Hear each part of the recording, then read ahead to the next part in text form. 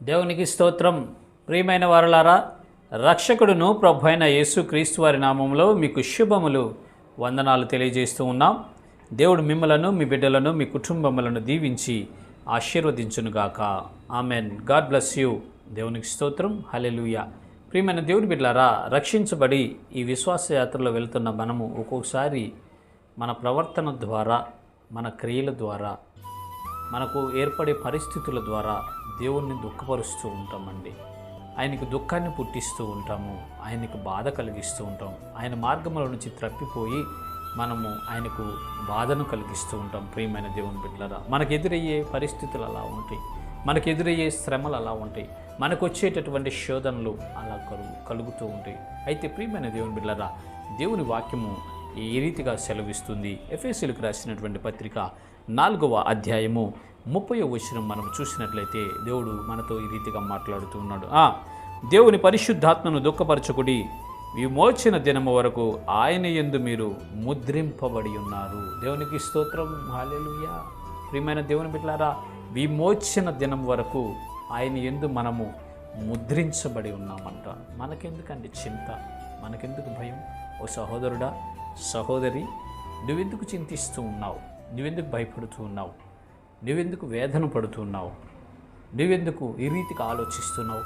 విమోచన దినము వరకు నీవు ముద్రించబడి ఉన్నావు కదా. రక్షించబడిన నీవు, యేసు రక్తంలో కడగబడినటువంటి నీవు, ఆయన రక్తమును నీ మీద కనబడ చేసుకుంటున్న నీవు, ఆయనలోకి నీవు బాప్తిస్మం పొందిన నీవు ఎందుకు చింతిస్తూ ఉన్నావు? ఎందుకు బాధపడుతున్నావు? ఎందుకు వేదన చెందుతున్నావు?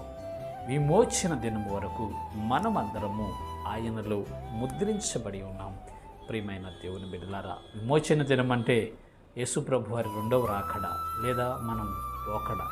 మనం వెళ్ళిన తర్వాత, ఆయన రెండవ రాకడ వచ్చిన తర్వాత మృతుల పునరుద్ధానము కలుగుతుంది.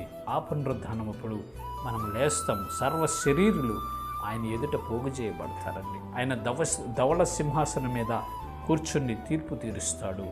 జీవ గ్రంథములో ఎవరి పేరైతే ఉంటుందో వారిని పరలోక రాజ్యంలోకి తీసుకుని వెళ్తాడు. అది విమోచన దినం. ఆ తీర్పు దినము వరకు, విమోచన దినము వరకు ఆయన మనలను ముద్రించాడండి.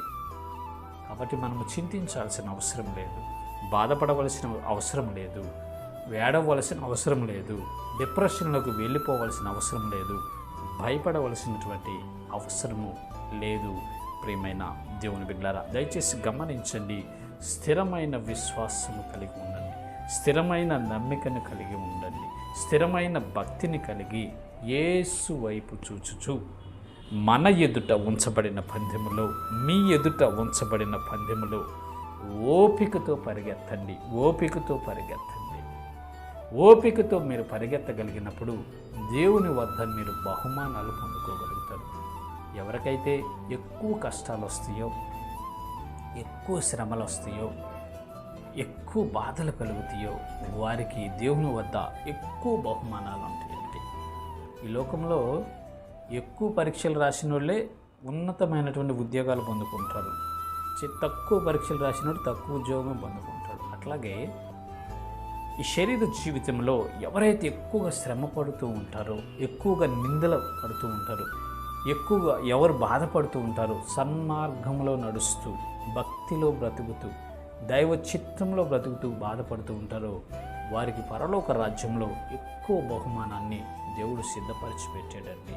విమోచన దినం వరకు మనమందరము ముద్రించబడి ఉన్నాం. కాబట్టి దేవునిని దుఃఖపరచొద్దు. మనకు కష్ట సమయంలో, బాధల్లో, ఇబ్బందుల్లో వేరే వాటిని అనుసరించి, వేరే చేసి, దేవునికి ఇష్టం లేని కార్యాలు మన జీవితంలో చేసి ఆయన దుఃఖపరచొద్దు. మనము విమోచన దినం వరకు ఆయనలో ముద్రించబడి ఉన్నాం. కాబట్టి మన ప్రతి అవసరము ఆయన తీర్చి మనం తృప్తిపరుస్తారు. ఈ విశ్వాస యాత్రలో ముందుకు నడిపించి విజయాన్ని మనకు కలుగు చేస్తాడు. ఇటు కృప దేవుడు మనందరికీ కలుగు చేయనుగాక. ఆమెన్. God bless you. దేవునికి స్తోత్రం. హల్లెలూయా. Praise the lord.